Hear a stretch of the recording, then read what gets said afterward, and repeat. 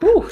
What is up, everybody? Let's make sure everything is working everywhere. Yes, it is. Let me turn that volume down. And then let me go live on Instagram and we'll go ahead and get started. I know it's been a while. I know I sound sick. At least you know it's not contagious through the phone, right?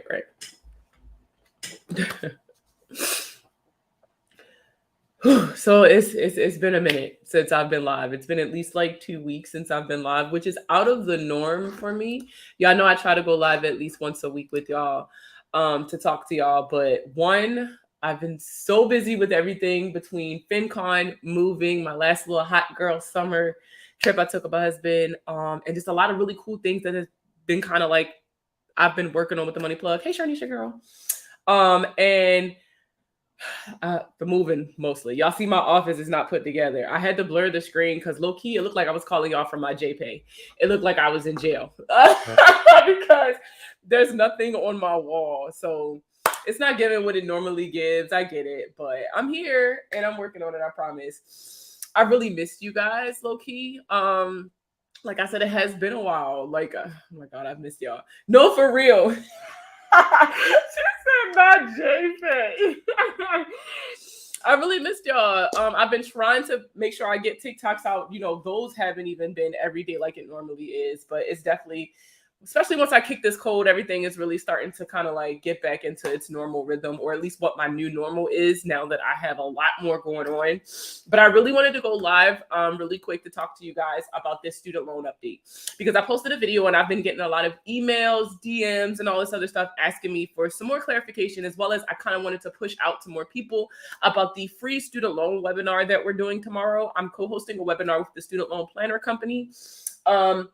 And so I really want to make sure that as many people as need it, right, have access to it. It's a completely free webinar. All you have to do is register. Literally, that's it. The link, if you're watching on Instagram or TikTok, the link is in my bio. If you're watching on Twitter, the link is in my bio. If you're watching on Facebook, the link should be in the description. But if you don't see it, just DM me and I'll send it to you. That's no problem. As a matter of fact, let me go on Facebook and make sure that this is public. So that people can share it. Okay. Okay, that's perfect. Cool beans. All right. So, will it be recorded? Yes. So, yes. So I don't control it because, like I said, I'm only co-hosting, but what they assured me is that it would be recorded. So I'm trying to see if I can get the recording to upload it to YouTube. Worst comes to worst, what I'll do is I'll personally record it, write down all the notes and everything, and then I'll go live on YouTube so that you guys can have a record of it. Because I'm not sure if the CFP who is doing this is going to consent to giving it to me. So, you know, we'll make it work. I'll make sure you guys have all the information. But this webinar that's tomorrow is specifically for the public service loan forgiveness. So if you are a public servant and you've been making student loan payments since you've been a public servant, the waiver they've been kind of pushing out to people since this whole COVID thing is you really need to take a look at it. A lot more people qualify than who were previously denied under the original Pslf. And so it's really important that you guys get the details from somebody who knows what they're talking about, because I can talk about it all day, but I'm not the person who processes applications or help people go through the application and stuff like that. And so I am co-hosting a webinar tomorrow with a CFP from the Student Loan Planner Company, who is going to literally go step by step on how to fill out the application, what documents you need to submit with it, as well as they're going to have like a Q&A portion where you guys can ask questions and things like that. Y'all know I love to bring people onto the platform who has the information that you guys want so bad, right? And so this is the professional to answer all of your questions. And the cool thing about these people are that they process regular student loans as well. So when we get to the Q&A portion, even if you don't qualify for the public service loan forgiveness, you can always ask student loan questions, right, in the Q&A to kind of get the answers that you need from a professional in the student loan process. I can only give you guys what I read on studentaid.gov, but this person actually processes the applications and things like that. So they'll be able to tell you a lot more than what I normally can. Sharnisha, text me your question and I'll make sure I answer it for you. I make sure I ask it for you. And then if you're not on, I'll go ahead and like text you the answer. But yeah, so that's something that I have going on tomorrow. So let's talk about this latest update with the student loan forgiveness, right? So if you follow me on Instagram, especially, I've been talking about it, especially on a couple different posts, but I made a post that talked about how the Department of Education quietly changed the verbiage on their website. And now a lot of people are excluded from, the student loan forgiveness that previously were kind of going out of their way to make sure that they qualified. Now, these loans are pretty old, I will say. These are the FFEL and the Perkins loans. So these got really popular in like the 2010s, like around that time frame. And like before that. So like more recently, I don't think I've seen anybody with any of these loans like after that, if I'm not mistaken. But you would know if you have a Perkins loans or an FFEL. I cannot tell you what it looks like. You would literally have to log into your online account to see what types of loans you have. So if you have Perkins loans or FFEL loans, which is like the federal family education loans, you did not qualify for student loan forgiveness. However, what they were allowing you to do, where they were allowing you to consolidate those loans into direct loans. And by having the direct loan, it would allow you to qualify for the student loan forgiveness. And what I actually did was I actually pulled up the website. And I'm going to make a blog post also talking about this a little bit. Let me see if I can pull up the screenshot that I had. Is this it? I think it's this one. Let's see. I know Instagram, you guys can't see it, and I'm sorry, so I'll read it to you. Oh, no, this is not. This is the old one. I mean, this is the new update. Hold on. Let me put up what it said originally. Share screen. Window. It was this one. No, why did I just do that again? Silly me. 1 second.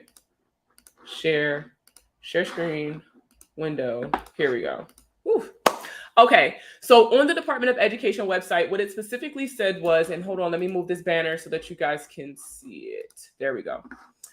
All loans eligible for the student loan pause are also eligible for relief, including loans held by ED and guarantee agencies. ED is assessing whether to provide relief to borrowers with privately owned federal student loans, including FFEL and Perkins loans, and is discussing this with private lenders. In the meantime, borrowers with privately held federal student loans can receive this relief by consolidating these loans into the direct loan program. All eligible borrowers will have until December 31st, 2023 to submit an application for debt relief. So this was the previous verbiage on the Department of Education's website. And so a lot of people, when it came out about what they were doing for the student loan forgiveness, a lot of people rushed to sign up, right? Like, because if they could hurry up and consolidate these loans, then girl, they would qualify for the student loan forgiveness that they would normally be disqualified from, because technically these are private loans. For those of you who are not aware, private student loans were not covered under the COVID relief because the government does not control those loans. But the unique thing about FFELs and Perkins loans was that they were private loans that were federally backed, right? Like the government kind of backed those loans. So it's not that they didn't... Oh, excuse me. I'm so sorry. So it's not that they didn't have jurisdiction, which I know is like a really weird way to put it, but like low-key, they did not have jurisdiction to sit there and say that you guys qualified for student loan forgiveness. Now, because of this, a lot of those companies who funded those loans, like Mohila, have started suing the federal government. And what they're pretty much saying is that by the government saying that they're forgiving all these loans, y'all know that this means that money is not exchanging hands. And that was one of the biggest things with these private loans, is that these companies are like, listen, you guys aren't paying us off. You want us to wipe this debt out. Now, the problem with this is that these banks are saying that a lot of our money depend on these student loans being paid back. So if the government forgives all of these loans, then what are we going to do as a business? And so they started submitting lawsuits and stuff to kind of stop the student loan forgiveness. And so the problem with this is they don't care about the people who are paying these loans back. All they care about are their profits. And so by the government forgiving these loans, they're cutting into their profits, right? So now this is why the Department of Education has now went back to change the verbiage. It no longer says that anymore. This is now what it says. Look, now that I'm trying to get it up, I can't get it up, huh? Where is it? Is this it? Yep. So this is what it says now. All loans eligible for the student loan payment pause are also eligible for relief, including loans held by ED and guarantee agencies. As of September 29, 2022, borrowers with federal student loans not held by ED cannot obtain one-time debt relief by consolidating those loans into direct loans. Borrowers with FFEL program loans and Perkins loans not held by ED who have applied to consolidate into the direct loan program prior to September 29, 2022 are eligible for one-time debt relief through the direct loan program. And then it goes on to say that they're talking about what they can do for private loans. So what this means is if you have FFELs, if you have Perkins loans, then and you have not already consolidated into direct loans, that's no longer an option for you. You don't get that when it comes to the student loan forgiveness anymore. Like, you should have did it a while ago. It's pretty much what they're saying. Like, should have got in while the getting was good, because they're no longer allowing you to consolidate your loans into direct loans in order to qualify for the student loan forgiveness. Ergo, you don't qualify for the student loan forgiveness. Currently, they have not released any guidance as far as, okay, so now what are you going to do? You guys told all these people they would be able to do this and they can't. And it's literally because of the lawsuits that they've kind of been fielding and they're trying to work it. Like, what I will say is this. From my understanding of the situation is that, like, obviously they want to help everyone, but unfortunately in trying to help everybody, they did not go about it the right way. And right now they're helping nobody. And so they have to reevaluate this program because, like I said, this excludes private student loans. So everybody with government-backed student loans are good to go. Your student loan forgiveness is still good. Congratulations. However, anybody with private student loans, you guys are stuck. There's no forgiveness coming for you unless you attended one of those schools that was caught up in that lawsuit. There's no forgiveness coming for you. None. And so it was really important that I got this out, especially because they did it quietly. It wasn't like, they did a whole press release, right? When they announced what the guidelines was for the student loan forgiveness under the Biden-Harris administration. But when they changed the verbiage on their website, there was no announcement. There was no press release. I found out about it from a tweet from the AP. And I'm subscribed to the Department of Education's student loan list, like, the link that they told everybody to click on and subscribe to get more information about the loan forgiveness. I didn't even get an email about it. I got it from a tweet. So if I never would have received the tweet, I never would have gotten the update. You get what I'm saying? So I thought that was really crazy that you publicly came out and said that all these people qualify for student loan forgiveness, and now you're privately changing the parameters of that forgiveness. But this is also why it's super important to vote, right? I know, like, this is not what this platform is for, but this is why it's extremely important for you guys to vote. You guys need to make sure you are registered to vote in your state, and you need to actually make sure that your voice is heard, because these are the people who are making the laws and making it impossible for us to really get anything done because we got the wrong people in power. So make sure you guys are going out and voting so that we can push something through, please, for the love of God. Now, if you want more information on the public service loan forgiveness or any type of student loans, please go to www.studentaid.gov in order to get a lot more information. Like I said, I am not a student loan professional. I talk about how your student loans affect your credit and things like that, but I'm not a student loan professional. Now, if you aren't busy, tomorrow I'll be co-hosting a free webinar with the student loan planner company. Like I said, the link to, if you're watching on Instagram or if you're watching on Twitter or TikTok, then you can just click the link in my bio to register for the free webinar. And like I said, you can come in, you can post your questions in the Q&A. Even if you can't stay, like I said, I'll try to get the recording for you guys and post it on YouTube for you guys to go back and review. If I can't get the recording, I'll just go live and repeat all of the information that we talked about for you guys. I'll also make sure that I get the contact information for the CFP that I am doing the webinar with, so I can make sure to push it out for you all who are interested in that service. But pretty much what we're going to be doing is we're going to be going step by step, who qualifies for the public service loan forgiveness, how to apply for the public service loan forgiveness, what information you need to include. We're actually going to take a look at some cases that they've done, like walked these people through these special situations in filing for their forgiveness and like so much more. And even if you don't qualify for the public service loan forgiveness, like I said, this person is a student loan professional. Like, their whole job is that they coach people through this process. So any student loan questions you may have, drop them in the Facebook group. You should see it at the top of your screen. Oh no, it's not on the top of your screen, huh? No, I got the other. Hold on, let me change my thing so you guys can actually see it. I know Instagram, you guys can't see it. I'm so sorry. All right, so I changed my overlay. So the Facebook page, if you go to Markia B at the Money Plug, aka the Money Plug, sorry, and you go to groups, you'll see it. It's called Plugged in the Credit Clubhouse. You'll be able to go to the Facebook group and you can drop your questions in there, and I will 1000% make sure your questions are answered.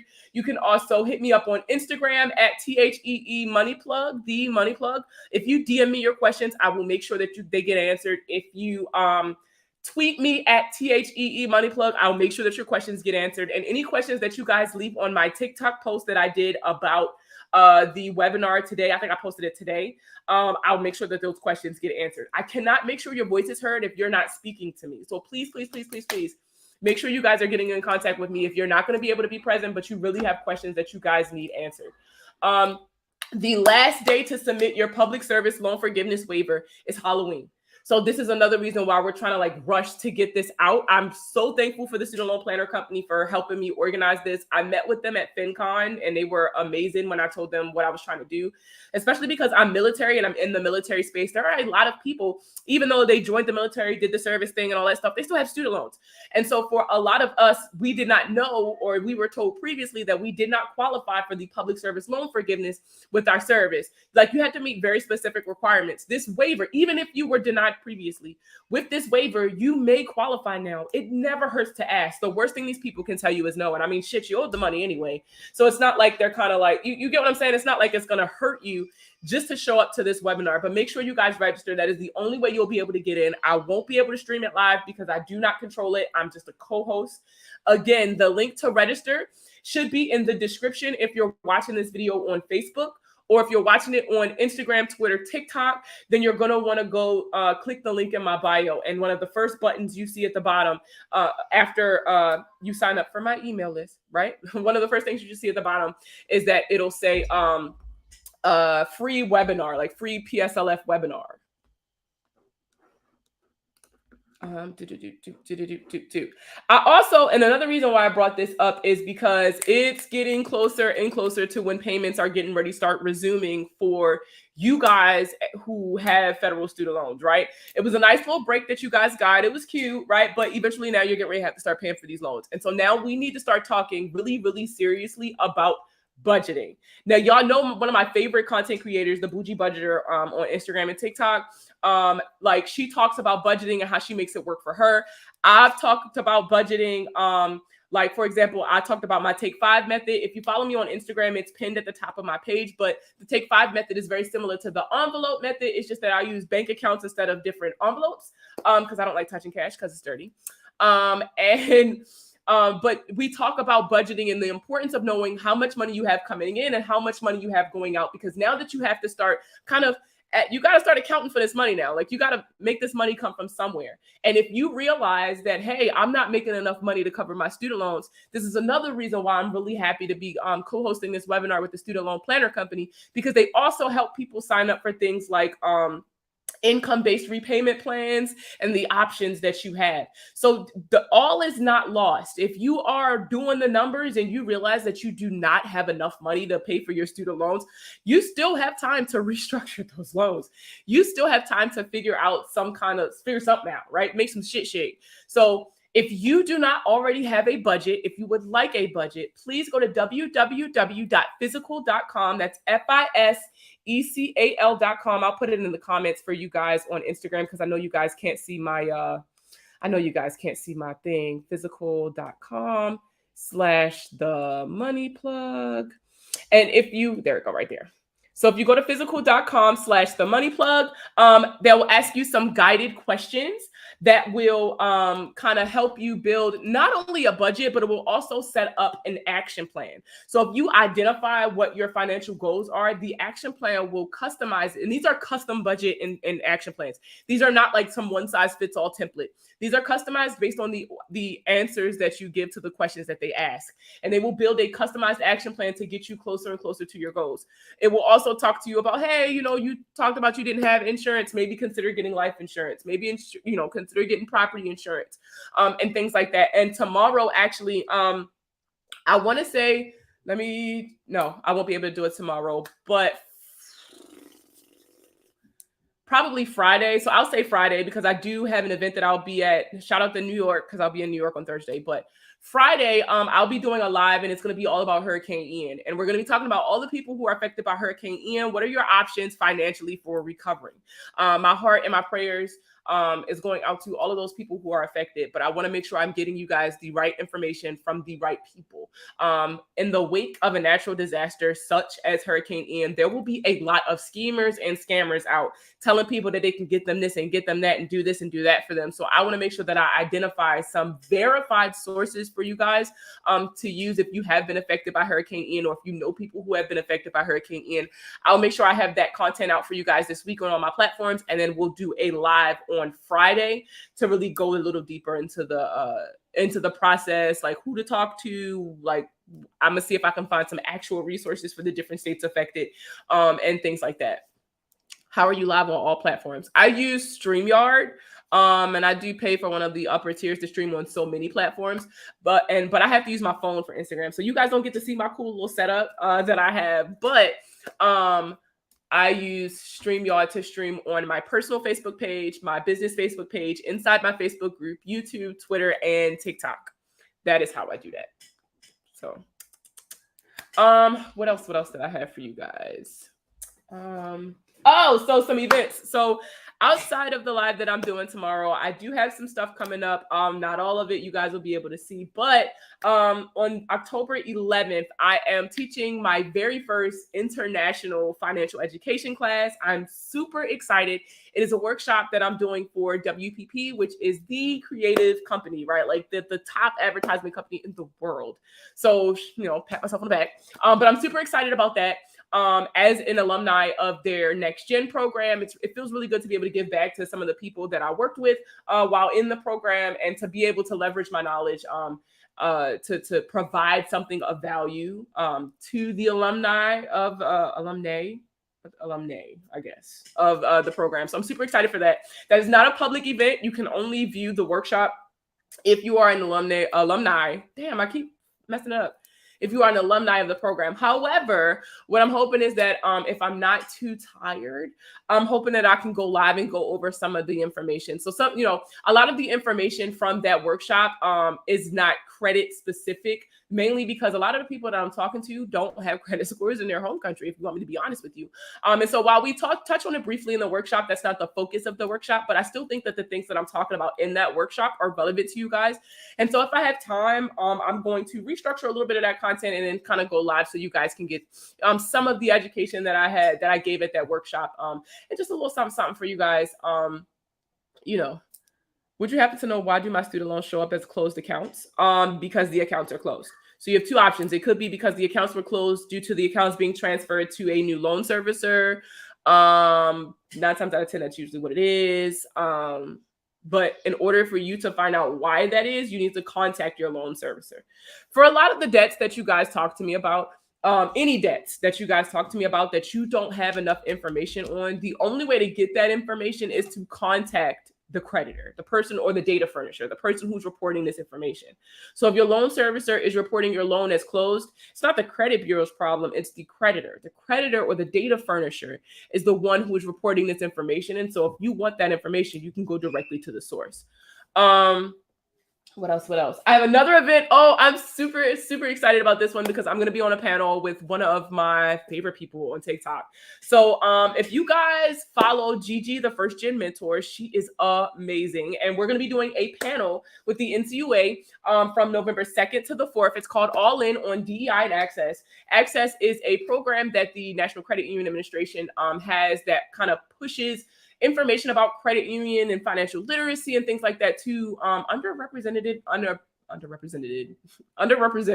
underprivileged, and underbanked communities. And I think it's really important because a lot of people don't even understand that credit unions and banks are two different things. And a lot of times they don't think that they have access to credit unions, right? Just because there's not one like down the street to them. And so I think it's really cool that they're going to be exposing so many more people to the benefits of a credit union. I'm excited to be on the panel. We're going to be talking about finfluencers, which are financial educators who use social media to kind of educate the masses, right? I don't know. I'm just so excited to talk about it and to talk about how I take my information, how I create my content, and to push it out to you guys. Like the things you guys like to see and don't like to see, how they need to support finfluencers. If you are a bank or a credit union, a financial institution, a university or whatever, you guys need to be supporting these educational content creators. We got the voice already. We have the audience. You have the information. So by supporting these finfluencers, getting behind us, sponsor some events, have us come speak to people. We already have that trust that you guys lost previously because of whatever, Bank of America, right? We have that trust with the community because we are the community. We are people who have experienced these things, got the education, and are giving back to the communities with the education that we have.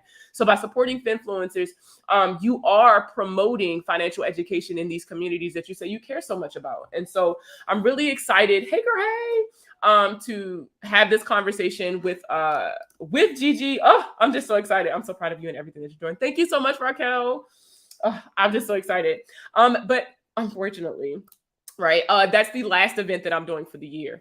After that, I got my kids' birthdays coming up. Shout out to all my Sages, because I got a lot of them. I knew it was, every time I see you, Christina, I think of the Jeep. Every time I see you, I think of the Jeep. So yeah, that's the last event that I'm doing for 2022. So I'm really excited. It's in person too. So, I get to kind of meet people and shake hands. So of course I love that. And then next year, I've already opened my calendar for Q1. So if you are a part of a university, a church, a group of some sort, any kind of people, right? If you would like me to come speak or come teach, all you have to do is shoot me an email. And we can talk. What you need me to do? What you want me to talk about? I can talk about credit all day. I can talk about finances all day. We could make budgets. We can sit down and make budget plans, girl. We can do whatever. I can do whatever you need me to. All you got to do is just let me know. I don't know what you guys need until you tell me. And it's not even just, if you guys have something like questions, you have a very, very specific situation that applies to your situation and you just want some advice, that's fine. Now, when you guys start DMing me and emailing me copies of your credit report and stuff like that and asking me to just go all the way through it and tell you everything that's wrong, what you are looking for is a service called a credit audit, which is something that I do offer. However, that is a paid service. I don't mind answering one or two questions, you guys, but when you guys start trying to have dialogue in my DMs and stuff like that, you're kind of robbing me low key. Like that's theft, because that is a paid service. And as much as I love giving stuff away, my bills don't, get paid with love. So I need monies. Ooh, what about a group of juniors in high school? Absolutely. Absolutely. I'll talk to anybody that needs it. So I have opened my calendar up to some Q1 opportunities. So if you would like me to come speak or teach, just let me know. And just, you can give me bare minimum details. I'll be in contact with you. So like, you can just give me bare minimum details, like the demographic of who you want me to come speak to. Is it a church? Because if it is, I tend to write a little bit more notes because I don't want no F-bombs to slip out in the house of the Lord. Amen. And if it's a school, if it's kids, I'm also a little cognizant of the examples that I use as well as the language that I use, right? Because I'm talking to kids. But like I said, if you guys want me to come speak or teach or whatever it is you guys need from me, you guys let me know. I am here for you. Whew. But I think that was all the church announcements, y'all. I don't think I got no more announcements. What questions y'all got for me? I am getting back into the series. So I did start the series for the eOscar codes. I don't know if you guys have been following me that long or if any of you follow me in all honesty. But I released a series about eOscar codes. But the thing about the eOscar codes that I didn't take into account is that Instagram only lets me post like 60 seconds worth of a reel, right? Whereas TikTok lets me post 3 minutes. So TikTok lets me post the longer form content where I can really break down these eOscar codes, and Instagram don't be having it. So I think I am going to continue the series on TikTok, and then Instagram can get some cool graphics that you guys can bookmark or save it and share it and stuff like that. But I am going to continue that series. Some more, I think 2 more videos are going to be posted this week. Let me write that down because I'm holding myself accountable. 2 videos on eOscar codes. 2 videos on eOscar codes. Hey. And so I'm going to be talking some more about eOscar codes. And for those of you who are not familiar, I did a video. One of my very first super viral videos was my first 1 million view video, was talking about how when you send your letters into the credit bureau, they're not reading it. They don't give a shit what you said. They're scanning it for certain words, certain verbiage, phrases, things like that, to flag specific codes. And these codes are called Oscar codes. These codes determine how your disputes are handled. And what I mean by that is like, so for example, the 2 codes that we went over was not his, hers, and belongs to somebody else with a similar name. And so in your letters, and this is why a lot of credit specialists promote their own letters, because we know that these templates work in order to get those specific codes assigned to your disputes. That's not to say that you can't draft your own letters. That's honestly one of the reasons why I'm doing the Oscar code breakdown. And that's simply because if you understand what these Oscar codes are, you can draft your own letters that are specific to your situation, so that it's not flagged for being a template, which is not a bad thing, but it kind of saves you some time, right? And then you can kind of go from there. I also need you guys to start understanding why you're sending these letters. I get into a lot of these Facebook groups and I actually end up getting kicked out of them because I get so frustrated with people saying, just send a 611 letter, just send a 609 letter. But they can't really break down, why are you sending this letter? You just know that it goes, this is the order right here. I memorized the order. That's how you send it. But what if something happens that takes your situation out of that order? What if you get a unique response? Or what if you just need to understand what's going on with your services, right? So it's really important that you guys understand not only which letters to send, but why you're sending these letters. So I highly, highly, highly suggest you guys, even if you want to do your own research on Oscar codes, that's also cool, right? Do your own research. I always say trust, but verify. But we will be continuing the Oscar code breakdown this week. My son's guidance counselor nominated me to teach or speak on life. One of those is clearly credit. I have others lined up, but not this category yet. Yes, for sure. Definitely let me know, and we'll definitely work that out. All you have to do is email me. My email address, you should be able to email me directly from my Instagram profile. I think it should be a button that says email me, and that's fine, and I'll get back to you, and we'll set that up. I'm going to put this back up because I want everybody to see this. Again, and I know you guys can't see it, but it is in the chat. If you need a budget and action plan, and this is not like a one-size-fits-all cookie-cutter budget, it's asking you very guided questions to identify what your goals are, and it calculates your budget as well as an action plan based on the answers that you provide. If you need one, please go to www.physical, that's FISECAL.com/themoneyplug. The link for Instagram is in the comments. For everybody else, you should see it on your screen. What questions you guys got for me? I have about another 40 minutes, I guess you could say, before my live Twitter space. If any of you are active on Twitter, every Monday at 9 p.m. Eastern Standard Time, I go live with a bunch of Black financial education specialists as well as content creators, and we have some really big discussions. This week tonight, right? Tonight we're gonna be talking about some books that we read that changed our lives financially. I'll keep the Jeep in one piece until we meet. Please do. I don't have no bail money. Oof. Whew. Damn it, I forgot what I'm talking about. Let me tell y'all, I am sick. Can y'all hear it? I'm sick. My kids, man. Kids. Oh, so frustrating. What other credit questions you guys got for me, though? It doesn't have to be about student loans. It could be honestly about anything. That's kind of what I'm here for. But I really wanted to talk about the student loan stuff and it was really weird how that change lined up. Can you please put that in the chat again? So I didn't put it in the chat on TikTok because it's on your screen at the bottom right here, but I'll put it in here for you now.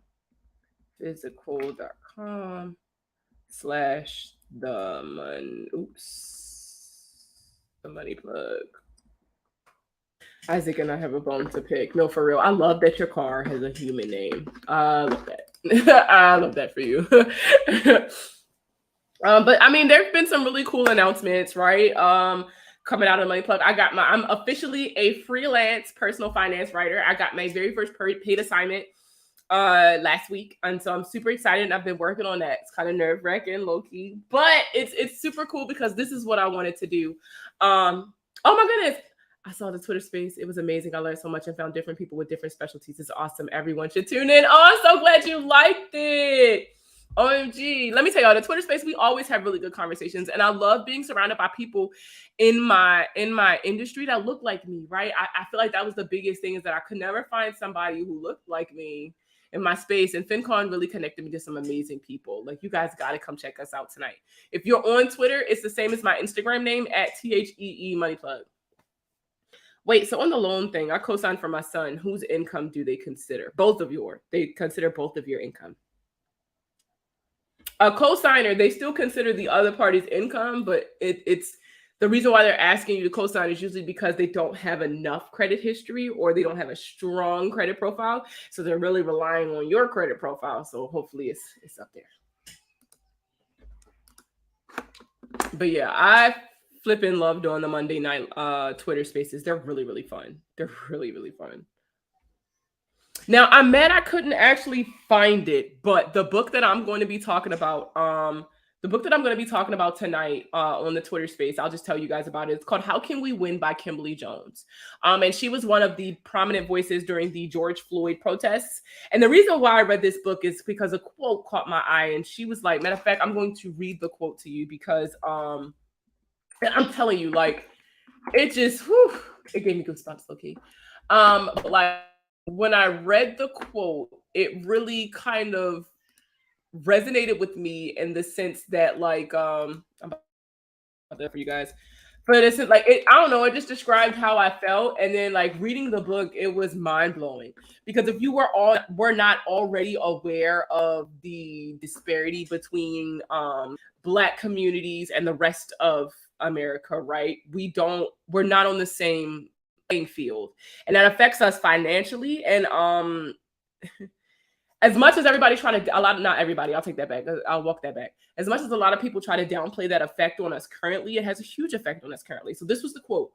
So if I played 400 rounds of Monopoly with you and I had to play and give you every dime that I made, and then for 50 years, every time that I played, if you didn't like what I did, you got to burn it like they did in Tulsa and like they did in Rosewood, how can you win? How can you win?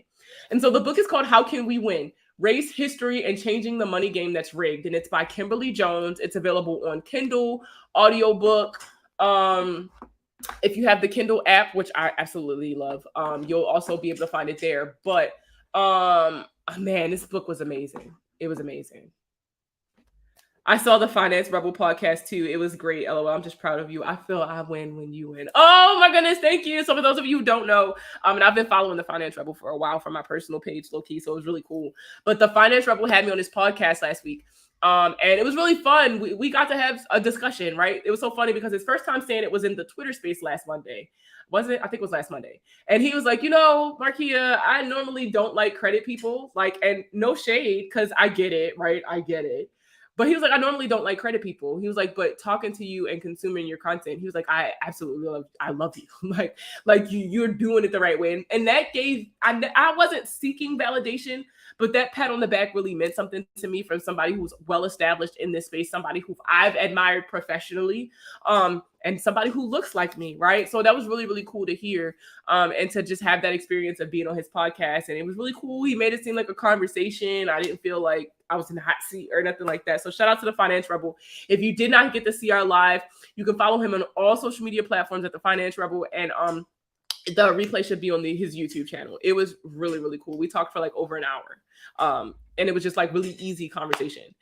So somebody said that co-signing is the best. Is that always the best, no matter who it is? Y'all know how I feel about co-signing. I literally just made a TikTok the other day that's telling people stop fucking co-signing for people. Now that doesn't, okay. Now, whenever I give advice, let's be honest, it is not blanket. It does not go to everybody. But if your feelings was hurt when I said that, I was talking to you. Because a lot of times people will co-sign for a cousin or a friend or a mom or a daughter or whatever, not really understanding the consequences of that action. It's always pushed as like, oh, you're just doing this so that they qualify, like you're good to go, da-da-da-da. That's not what that is. When you are co-signing for somebody, you are saying that in the event that this person cannot make their payments, I'll make sure the payment is paid on time. So that if the account is not paid on time, guess who's getting that ding? Both of you. If, for example, if you co-sign for a car and the car is repossessed, guess who's getting those late payments and the repossession on their credit? You. Both of you. So you need to be very, very, very selective in who you are co-signing for, because you are putting your reputation, your financial reputation on the line when you are co-signing for people. I have a charge-off from Community Bank, Torrid. Oh, yeah. The issue is it's just reporting as a charge-off. They'll pass history, just charge-off, and they never update it or delete it, but claim it's updated. A lot of companies will go through and update it with, they'll say that they do regular account checks where they kind of verify the contact information for the party involved. And a lot of times it doesn't even involve contacting you directly. It's like checking an address or updating a phone number or something like that. And technically that is considered an update. So that resets the date of last activity for most people. And in some states that can reset the statute of limitations, which is why these companies do it. For those of you who don't know, the statute of limitations, how long a company has to sue you. Now, remember, with the statute of limitations, what resets the statute of limitations, reset at all, is determined by your state, as well as how long a company has to sue you, aka the statute of limitations. Like that length, that time length is determined by your state. Now, the thing about Community Bank and Synchrony and all these other banks that do store cards is they usually have all their ducks in a row. So I would not suggest, like, while I do not suggest being overly aggressive with them, what I say is you can, depending on how much it is, if you're willing to settle with them, I would try to settle with them to kind of knock it out. So here's the thing about settling. It used to be that we would tell people not to settle because if you do, that resets the account age and it's going to re-age for 7 years and now you're stuck with it. But, and shout out to Shad No Saint on Instagram, he pointed out to me something in the FCRA, which is crazy because I was somebody who has had an account re-age after I made a payment. However, once an account is closed and charged off, the date of first delinquency is set in stone. The date of first delinquency is the date of the first missed payment that led to the account being charged off. Once that account is officially closed and charged off, the date of first delinquency cannot be changed because even if you make a payment, that is not going to change the status of that account. You get what I'm saying? The account is closed and charged off. Now, because the date of first delinquency cannot be reset, that means that the reporting time for a debt cannot be reset. Because the reporting time, or that 7-year clock everybody tells you about, that 7-year clock cannot be reset because the date of first delinquency is what sets it. So if the date of first delinquency says April 1st, right? Even if I don't pay that shit till like 3 years later, April 1st, 2022 was when that first missed payment that led to the account being charged off. So even if I pay it 3 years later, it's not going to reset and now it's going to report for an additional 7 years. It's still 7 years from the date of first delinquency or that first missed payment. I paid it years ago. I just wanted to go away so bad. Can I just borrow the Jeep? So unfortunately, if it's still within that 7-year time frame, it's well within their right to report it. Now, there are some times when you can appeal to like the credit bureaus if you're in like year 6 or something like that. And like, yo, like, can I get like an early exclusion or something like that? It's rare, but it can happen. It never hurts to ask. Yeah, it's called an early exclusion letter. And you're just saying, hey, listen, this account was paid off. I'm just asking, can it come off? Because here's the thing about the credit bureaus that a lot of people don't understand. So it's actually really good we're having this conversation. The credit bureaus really don't have no power, low key. They're just a figurehead, or they just repeat what's told to them. So when you go to the credit bureaus and you're like, yo, can y'all remove this? What they do is they take that question and they ask the creditors. But the reason why you go through the bureaus when you're disputing, for example, like incorrect information. So if you guys are doing factual disputing, the reason why you start with the credit bureaus is because you want to make sure that the credit bureaus are not the reason that the account is reporting inaccurately. You want to make sure that the credit bureaus are actually reporting what the creditor meant to report, what the data furnisher meant to report. So when you dispute with the credit bureaus, they're checking to make sure they didn't fuck up. And so if everything is good with them, they're going to go back and be like, all right, yo, they said this. What you want me to tell them? It's verified? You want me to tell them it's verified? Like, you meant to say that? Okay, they meant to say that. That's literally how it works, disputing with the credit bureaus. And then if you don't get nowhere with the credit bureaus, like if they're like, nah, listen, this is verified, we repeat exactly what they're telling us, that's when you escalate it and you start disputing directly with the creditor. So that's something that a lot of people get confused. They'll start disputing with the creditor and get so mad because they're not seeing the results that they want. But in reality, your particular situation is not a problem they can fix. That's something that they have to get, that you would have to work out with the data furnisher, the people who are actually like putting the information out. Oh, thank you. Somebody said they like my nails, my spooky nails. Shout out to Nails Done by Serena because she's awesome, right? I was like, okay, professional enough for the Plutus networking event I got this week, and then spooky enough that you guys can see that I love Halloween. So I was super excited about my nails. Like every time I come to her, the nails before this, I don't know if you guys saw them. My nails before this were ghosts. But shout out to her because every time I come in there with a new picture, she's like, all right, girl, let's go sit down. Like we can get it done. So shout out to her. What other credit questions do you guys got for me? I don't know if you guys peeped. Now I haven't posted it on TikTok, or Instagram now that I think about it, but I think I have posted it on Facebook. I've been featured in a lot of articles recently, including Bankrate. Shout out to Bankrate. I've been featured as a source in a lot of articles lately. One of them was how to get loans with no job, how to get loans that don't ask you for income verification, and if that's a good idea. Like I've done a lot of press lately. And so Google me, because I would love for you guys to read these articles. If you're on LinkedIn, please connect with me. I'm Markia Brown on LinkedIn.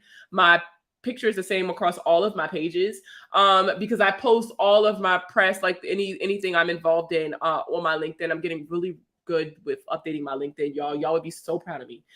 But I also have it all listed on there, as well as I got a new website, y'all. So it's not all the way built out. I'm gonna be honest with y'all. Y'all know I'm always honest with y'all. But and eventually, themoneyplug.co is still the website to go to. Hey girl.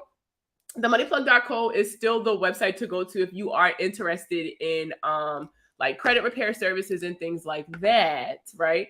However, I have a new website and I kind of want you guys to check it out. So I've made 2 blog posts so far.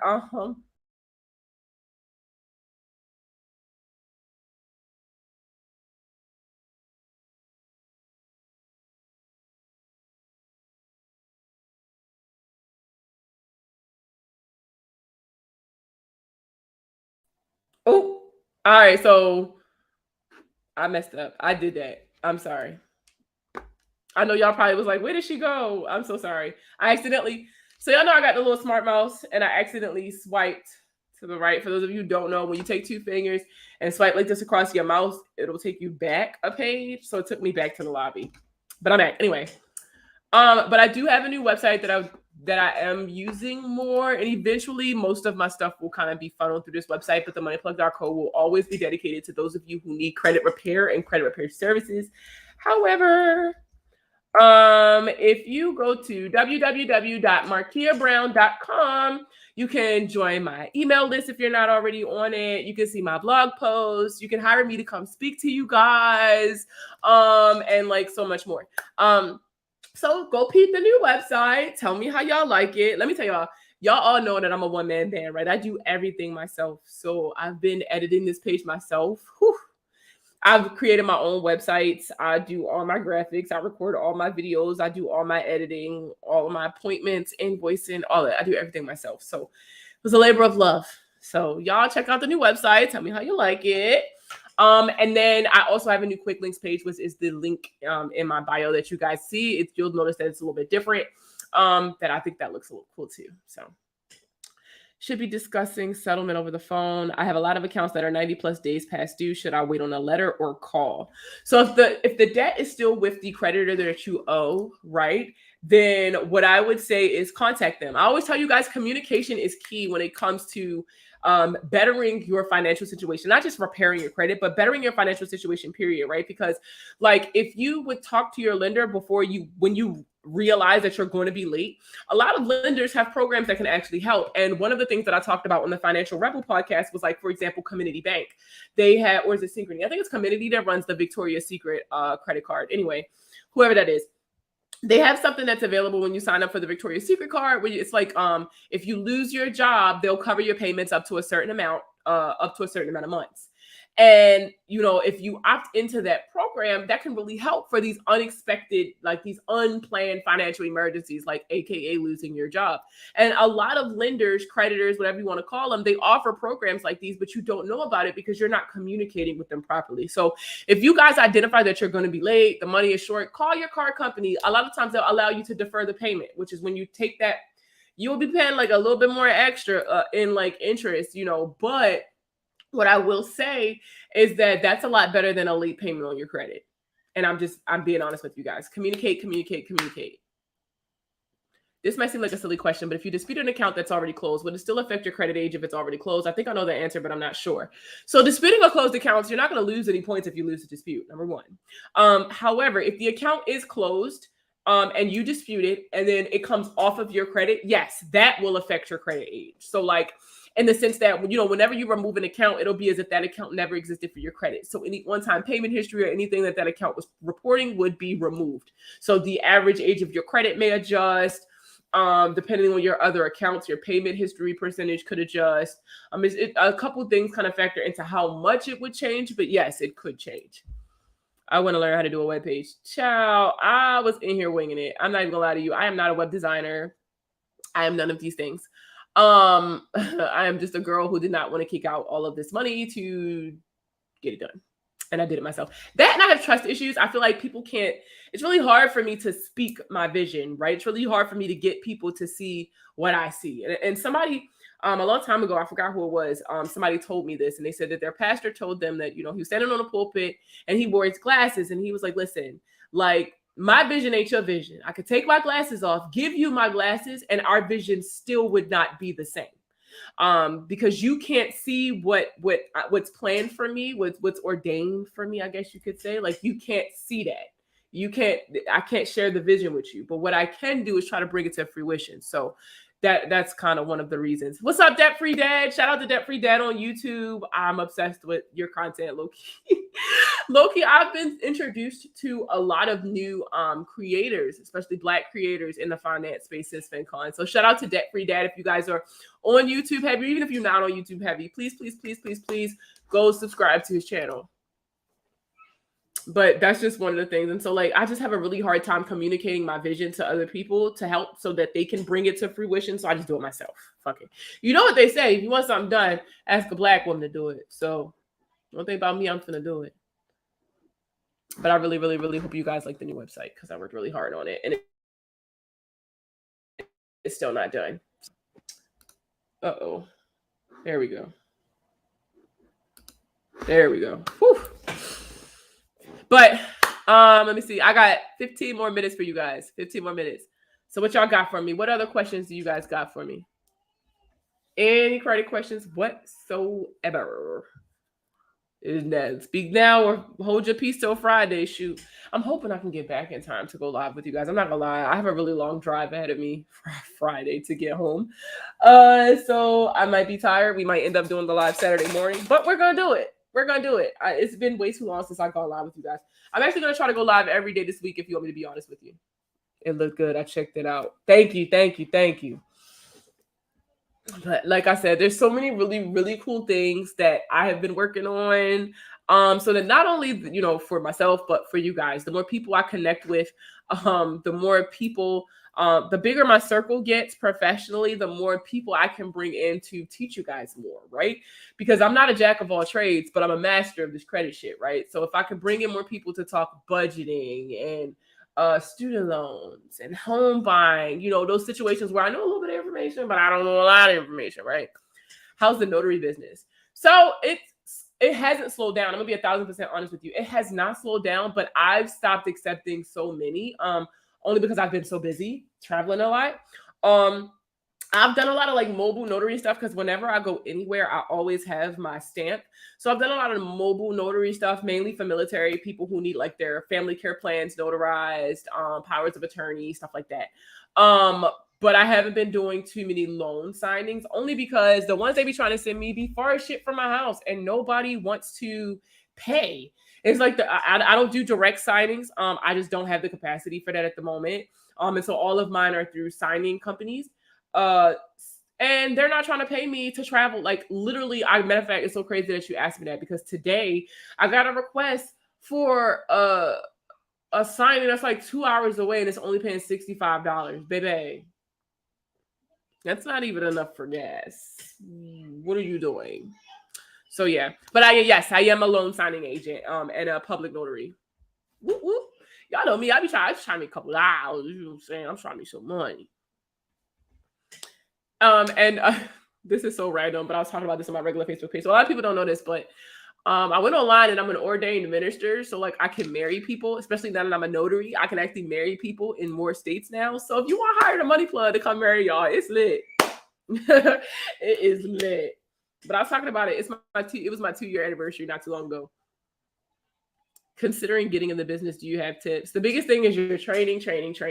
I took the loan signing service course, or LSS as it's commonly referred to by Mark Wills or Mark Willis or whatever his name is. Yep. Yes, I did the Mark Wills loan signing class. It was amazing. Like, that man went so far in depth. Even like some of the classes, like some of the modules was him actually at an actual loan signing and like going over what he says and what he can't say. Yes, it is self-paced. And then like having access to the Facebook group during the course, I really think helped me out a lot because I was able to ask questions because I was started getting assignments right away. Like, wait. Like, as soon as I posted my certificate, I started getting assignments.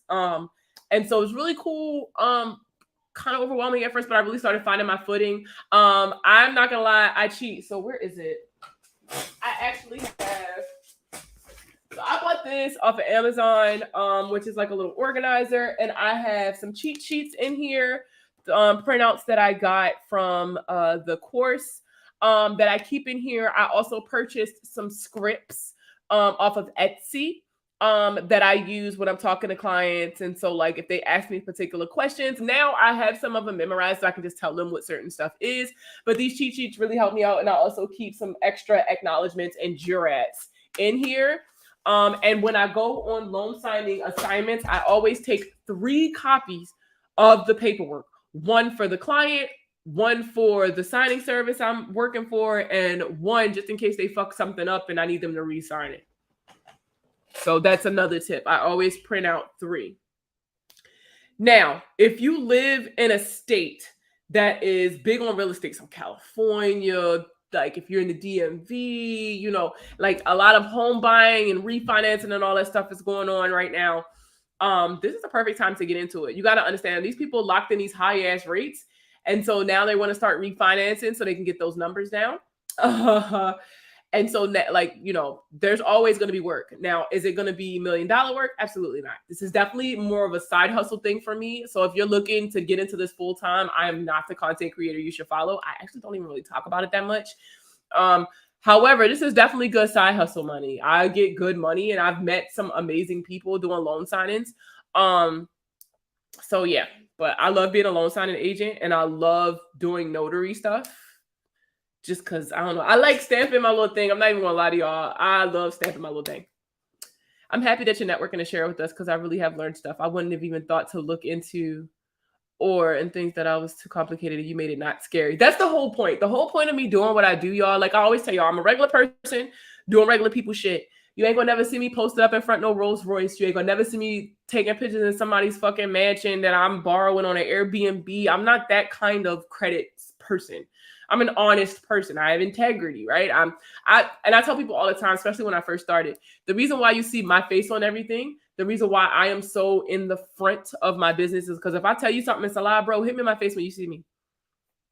That's kind of where I'm at with it because I'm a regular person who has been through these things. Yes, I have this knowledge now, but the reason I have this knowledge now is because I've been where all of you are. I've bought a CPN before and it went terrible.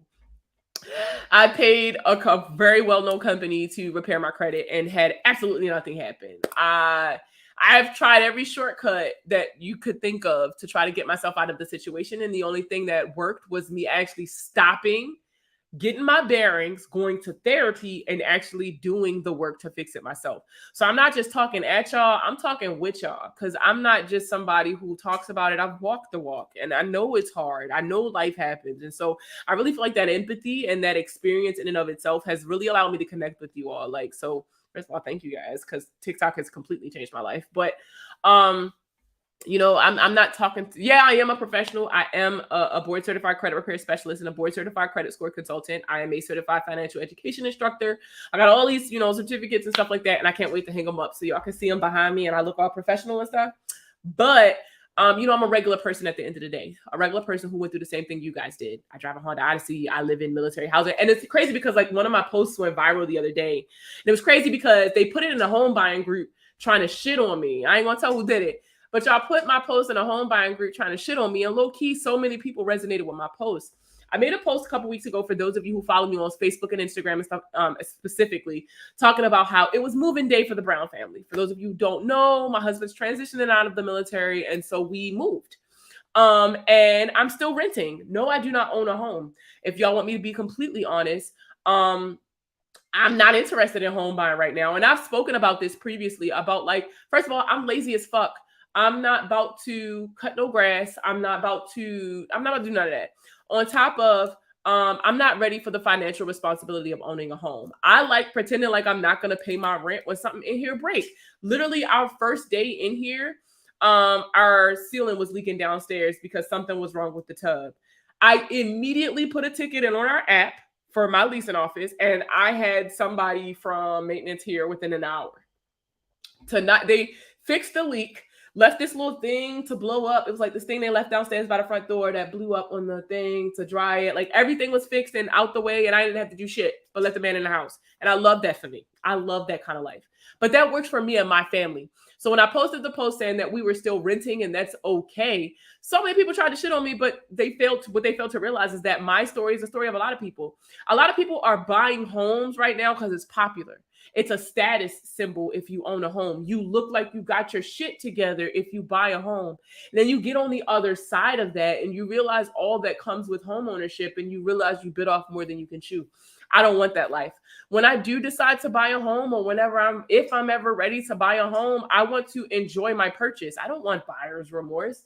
I want to enjoy my house. I want to have the financial nest egg to take care of any emergency situations that pop up. You know what I'm saying? Like, you know, and I also have a very specific idea for what I want when I am ready to purchase a home. And there's plenty of millionaires who even have real estate in their portfolios who do not own their primary residence. So, you know, it's okay. If you are like me, listen to me. Don't let nobody bully you into buying no house. Buying a house do not mean you have your shit together. There are people who rent who are millionaires, and there are people who own a home who are on their last dollar. A home is not a status symbol. It is an amazing accomplishment and something that I am so excited for all of you to experience. However, it's not for everybody. And you have to, and this is another reason why I'm really big on therapy, because you have to know you. Who are you? What do you want? What makes you happy? And I know that my utilities being included in my rent makes me happy. Hallelujah, hallelujah. Do you pay your rent with a credit card? No, my rent comes out my husband's paycheck, if I'm going to be honest with you. My husband is active duty military. I live on base. And because I'm retired, we will be allowed to stay here after he transitions out of the military, because I'm retired military. So no, my rent comes out my husband's paycheck. We don't pay with a credit card. I do not suggest paying with your credit card, but I can see like the appeal in it. Yeah, I can definitely see the appeal in it, I guess. But I mean, I guess it's a preference thing, right? It all depends on what your history is with credit itself, right? Because if you're one of those people who pay your credit cards off at the end of the month, like, so you're not assessed interest, right? Then it works for you. All right, cool. Go ahead, throw your rent on there because you're going to pay it off at the end of the month. But if you're somebody who struggles with paying it all the way off, you tend to balances, right now is the wrong time to balances on your credit cards rolling into the following month. You're absolutely right. Just like people buy luxury bags trying to look the part. Exactly. Bags, homes, cars, all kinds of stuff. Sammy. But if you rent, right? So, you know, when people pay their mortgage, it helps build their credit. And that's really, really cool, right?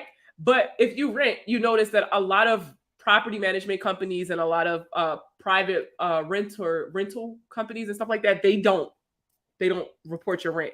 So I actually recommend rental reporting companies to you guys, for those of you who are renting and still want that history, right? Because, for example, for those of you who don't really have too many accounts and you know you need to be building credit, but you really don't trust yourself with credit cards and you don't need a loan, so you're not willing to get one, reporting your rent is a very useful tool, because you got to pay your rent every month, right? So if this is something that you know you're going to do, you can report all your rent payments to the credit bureaus using a third-party service. Even if you live in military housing, if you are a college student and if you're a college student and you live in the dorms, you can also use some of these services, maybe not all of them, but The one that I love the most is BoomPay, BOOMPAY. They're a rental reporting company. You might have seen me in an ad for Rent Reporters previously. They're pretty cool. Rental Karma. There are a lot of companies out here who will report your rental history. And what I loved about BoomPay was they even went back 2 years and reported 2 years worth of rental history for me for an additional fee, which was really, really cool. And it was definitely worth the money that I paid. I paid for them to go back that 2 years and for them to report every month consistently. And how they work is they connect to your bank account via Plaid. So whenever you make your payment to the rental company, it takes that and reports it to all 3 credit bureaus, not just 2. That's another big thing. When you guys are looking at companies that say they report this, that, and the third to the credit bureaus, make sure they're reporting to all 3 credit bureaus, or else it's not too much of a benefit. Is Experian Boost worth it? Absolutely not. And the reason why is because all it's doing is inflating your Experian score. Now, if you are only applying for things that only check your Experian score, then, I mean, I guess go for it. But obviously, the objective is to raise all of your scores because, again, for example, let's talk about home buying, right? A lot of people get Experian Boost because Experian is like their highest score. And so they keep boosting it and keep getting their Experian score specifically higher and higher. But with home buying, they don't take your highest score. They take your middle score. So they go from the highest to the lowest and they look at what score is in the middle. And that's the one that they use. So if you're not boosting that score specifically, it's not helping you, right? So you always want to look for services that boost all 3. A good alternative to Experian Boost, I would definitely say, is Altro. If you have an iPhone, I'm so sorry, Android users, it's not available for Android yet. But if you have an iPhone, altro.io is the website. I'll see if I can put it up here for you guys, actually. Let's see. ALTRO. Shit, I only got 5 minutes, guys. ALTRO.io. The app is called Altro in the Apple Store. I'll also put it on TikTok for you guys.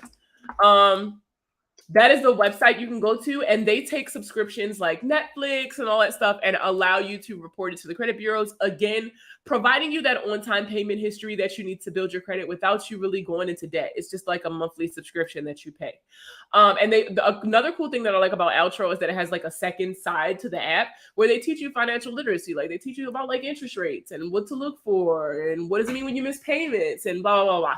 They have a lot of stuff for you guys to, take a look at and things like that. I think it's really cool. And y'all know my third favorite thing in the entire world. I don't have my wallet next to me, but y'all know how I feel about prepaid credit cards. If you are a college student with inconsistent income, or if you are an adult who do not trust yourself with a credit card, or if you are an adult that just don't want another credit card, but you are trying to add as many accounts to your credit as possible to really build a solid credit profile, then the Credit Sesame Cash Card is a good option for you. All it is a debit card. You can just transfer $40 onto the card. As long as you buy one thing a month, it's going to report that one-time payment history for you. Remember, payment history is 35% of your credit score. So by adding more and more accounts with this positive history, so Altro.io, the Credit Sesame Cash Card, these rental payments, right? Those are really helping boost your score without putting you into debt. I see you wearing the Self Credit Builder. I've been using them for the past year. What are your thoughts on them? I am a huge self-supporter. Let me tell you. So I actually got to meet the company. And let me tell you, I literally was almost in tears. Shout out to Sierra for sitting down with me. But I have been using Self since like 2014, 2015 to build my own credit. I've spoken very openly about my journey with my credit. It's a never-ending saga, right? But I have been an avid self-supporter well before I was the money plug. Anybody who know me back then, I was telling you, sign up for self, right? And like, this is a company that I will literally, I'm telling you, I will die on this hill. Self is one of the best companies to build your credit, without a doubt. They bet on me when nobody else would. They gave me a credit card when nobody else would. They gave me a credit building account when nobody else would. I love Self. And for those of you who are not familiar, Self, the credit builder loan is for people who are building your credit. So they're looking for people with bad credit, and some people post bankruptcy, right? So if the bankruptcy is fresh, you're going to get denied. But like, if it's been a while and you're already in kind of like that rebuilding stage, go for it. Now, what the credit builder loan is you select how much you want to pay every month. Like, so you set your target goal of what you want to like have, right? So let's say I want loan for $1,100. That's what it says. I want a loan for $1,100. You set how much you want to pay and for how long, right? Up to 18 months, I think, or 24 months, I think it is. And then you pay into it every month. Now, at the end of that loan, so once you pay that loan off, you actually will receive a check or direct deposit now, because it used to be only checks. But now you will get that money back because you're actually paying into a certificate of deposit. And so that's why I think it's a really useful tool, because not only is it building your credit, but it's building your savings. So for those of you who do not have an emergency fund, this could be a good way for you to start it, right? Yes, when you finish your loan with self, do another one and another one and another one. I do them all the time. And then if you have at least 3 on-time payments and have at least $100 paid into the program, what they will allow you to do is get access to a credit card. It is a secured card. You have to have an open loan in order to open an account. And what they do is they just take some money that you paid into the loan. So like, let's say you've paid $600 into your $1,100 loan. You can take $200 of those dollars and put it on that secured credit card. And now you have a secured credit card for $200. And then, you're still making those payments and stuff. No, you are not penalized for paying it off early. Most companies have kind of done away with prepayment penalties for the most part, most companies. But no, there's no penalties for paying it off early. You just pay it off early. But that kind of defeats the purpose of the account, right? Because you get the benefit is in that long history of those on-time payments that you're going to have, right? So paying it off early isn't going to do anything for you. And I think a lot of people misconstrue that. A lot of people, you guys will sign up for these accounts just because everybody says it's such a good idea, not really understanding why it's such a good idea. Now with self, it's a good idea because remember, on-time payment history is 35% of your score, and credit age is important. So the longer I can drag this fucking loan out, right, and make these on-time payments, the more of a benefit it is for my credit health, because 1, these are all positive payments, so 100% on-time payment history, and 2, it's helping me build my credit age too. So highly suggest you get it and don't pay it off early. But I mean, if you got to pay it off early or you want to pay it off early, that's totes your, prerogative. I got to get out of here, you guys. We're about to go live on Twitter. If you are on Twitter, what's up, Jared Saxophonic? It's been a while. It's been a while, man. I'm definitely got to catch up with you and Shark and shit. It's been a while. Thank you so much. But I got to get out of here, you guys. I'm about to go live on Twitter. If you guys are on Twitter, check in with us. Tonight, we're going to be talking. It's me and a couple other Black financial educators, and we're going to talk about the books that changed our lives financially. And so here is my Twitter handle. At THEE Money Plug. If you're on Instagram, it's the same name as my Instagram. This is my Twitter handle. Come follow me, and I'm going to jump on with them. I will see you guys tomorrow. Bye, everybody.